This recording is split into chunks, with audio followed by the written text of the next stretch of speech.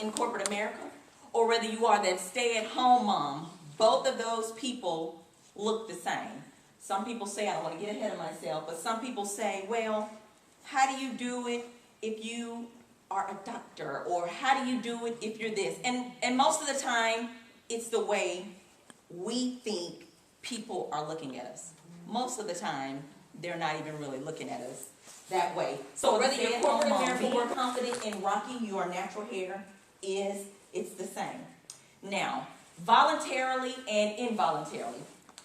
Voluntarily, we come into becoming a natural by saying, you know what, I'm going to do a big chop. Or I want to transition.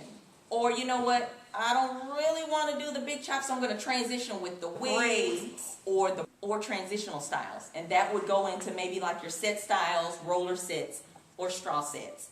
Now we know involuntarily, that could be some type of sickness, some type of disease, some type of illness, and also that bad relaxer, those horror stories that I have heard. People say, this is what happened to me. I got that last perm and I combed through it and I combed out half of my head of hair. And that forced you to go natural. You ended up having to do a big chop, or maybe at the same time trying to wear wigs to cover up the bald spot, because I've had a couple of clients come to me wanting to transition, still had the perm on and just showing me the spots where the perm just kind of ate their hair out. Maybe the person so many years, and then just all of a sudden this last time. And then we have a lot of times we'll go to a doctor, we'll say, I'm having issues, dermatologist or something, I'm having issues with my scalp, it's really itchy. And sometimes when they're Caucasian, they'll say, well, I think you need those relaxers you're putting in your hair. And we like, you don't know nothing about no perm, what are you trying to, you know, we're like, you don't know nothing about black hair. But it's the truth, you know, that perms over time, you know, because it looks good, you know, that could be damaging. They've done studies of how perms damage not only our hair, but internally. Now, I've never really just been one to kind of hold my head down. I've always been the one to just do it, you know. But I can't just say, especially if you're just now going natural, I can't say, just do it. Don't worry about what anyone says, because everyone isn't at that same level. But for me, people, I would get the looks and probably the little whispers, but I just would need to know that how does that look like? It's an over time, it's a process. So we have to remember that whatever is up here, whatever we're always thinking about, is going to affect all of this. So am I always thinking, I'm going into what confidence looks like? I know you're probably like, can you please get to it, what it looks like? Yeah. I used to do that. Because that's when I thought it was really cute, when I pulled it up like real tight, and then the head was hurting at the end of the day. Okay, that was too much. The baby hairs.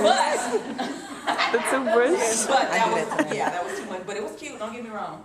So, but when we have those negative thoughts, so it's basically renewing your mind, okay? So when we have those thoughts of, man, it's not really that cute, it don't look like so-and-so's hair, we need to get out of that. Because as my sister Monique said, not my real sister, I just said like sister in Christ. As Monique said, all of our hair is different. Yes, we can admire people. Oh, I like your curl pattern. Oh, what products do you use? But we make sure we do not get to the point of that we're being so envious to where you're like, oh, starting to hate your own hair because it's not doing what someone else's hair is doing. So our mind, renewing our mind, retraining our thoughts. Because if you continue to think negative, if you continue to think people are looking at you a certain way, to a point where you're like, that's how I am cute. Oh, okay, girl, you are rocking a little natural thing. Oh, okay. Your bangs, they can still crank over your eyes. She would say, that front up there, you just like break that apart and like, I said, Mama, stop it. That's what I want you all to walk away with today, is just being that if this is something you've chosen, and I want to speak to you too, something that you've chosen to do, to be comfortable in it. And it's a journey, just like your natural hair journey is a journey. Being confident in your natural hair is a journey. Putting braids in, throwing a wig on, you want to switch it up, that's fine. but being comfortable with what's growing out of your head. It might not look like the other person, but that's okay. This is what God has blessed me with, and I'm gonna rock it. Okay, so everybody stand up. Stand up. We're gonna use each other as mirrors, so you need to find a partner. And it's okay if you don't know them. You will know them by the end. Does everyone have a partner? Does everyone have a partner? Oh, I already know you. No, I'm just kidding. I'm going to repeat it, and you're going to use each other as mirrors. Okay? So you're looking at your sister as if you're looking in the mirror. Okay? Okay. So the first one. I know, right? So the first one we're going to say is, you